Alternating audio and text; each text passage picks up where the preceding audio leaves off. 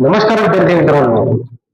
तर आज आपण मराठी भाषा व्याकरण याचाच शब्दविचार हा भाग बघणार आहोत.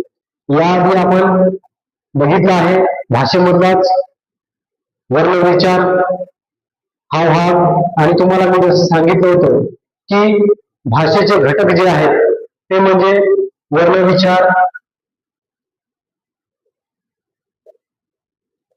शब्दविचार, वाक्यविचार हे भाषेचे घटक मानले जातात. तर यामध्ये आज आपण शब्दविचार हा घटक बघू.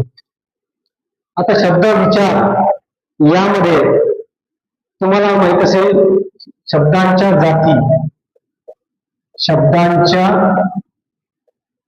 जाती, यालाच इंग्लिश मध्ये पार्ट ऑफ स्पीच म्हणतात. Part of speech. तर शब्दांच्या जाती बघा मित्रांनो. बघा, सर्वात प्रथम येते नाम, त्यानंतर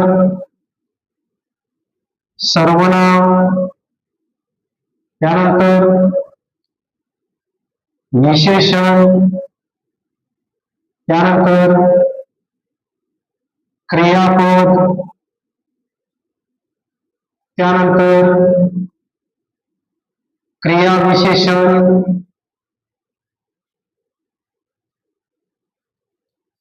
त्यानंतर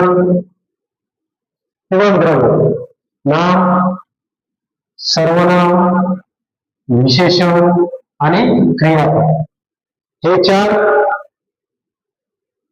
याच्यामध्ये बदल होतो, म्हणजे याच्यामध्ये बदल होत असतो. त्यानंतर आहे क्रियाविशेषण आणि त्यानंतर शब्दयोगी अवयव, शब्दयोगी, शब्दयोगी, त्यानंतर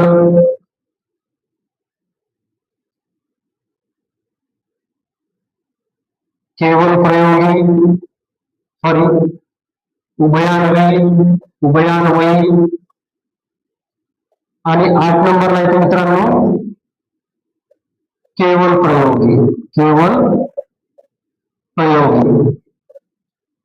तर या प्रकारे मराठीमध्ये शब्दांच्या जाती किती आहेत? प्रमुख 8 जाती आहेत.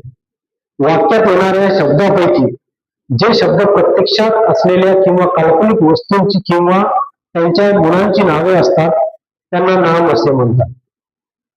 त्यानंतर जे शब्द कोणत्याही प्रकारच्या नामांच्या ऐवजी येतात त्यांना सर्वनामे असे म्हणतात. त्यानंतर जे शब्द नामाबद्दल अधिक माहिती सांगतात त्यांना विशेषण असे म्हणतात. जे शब्द क्रिया दाखवून वाक्याचा अर्थ पूर्ण करतात त्यांना क्रियापदे असे म्हणतात. जे शब्द क्रियापदाबद्दल अधिक माहिती सांगतात त्यांना क्रियाविशेषण असे म्हणतात. जे शब्द नामांना किंवा सर्वनामांना जोडून येतात व वाक्यातील शब्दांचा संबंध दाखवतात त्यांना शब्दयोगी अव्यय असे म्हणतात. त्यानंतर जे 2 शब्द किंवा 2 वाक्य जोडतात त्यांना उभयान्वयी शब्द असे म्हणतात. जे शब्द आपल्या मनातील वृत्ती किंवा भावना व्यक्त करतात त्यांना केवळ प्रयोगी अव्यय असे म्हणतात. तर या प्रकारे शब्दांच्या जाती या 8 आहेत. आता या ज्या 4 जाती आहेत नाम, सर्वनाम, क्रियापद, या जातींना सव्यय म्हणतात. काय म्हणतात? सव्यय. आणि या ज्या 4 जाती आहेत यांना अव्यय म्हणतात. यांना काय म्हणतात? अव्यय असे म्हणतात. आता बघा, यांना विकारी शब्द आणि त्यांना अविकारी, यांना अविकारी शब्द असे म्हणतात. आता यामध्ये मित्रांनो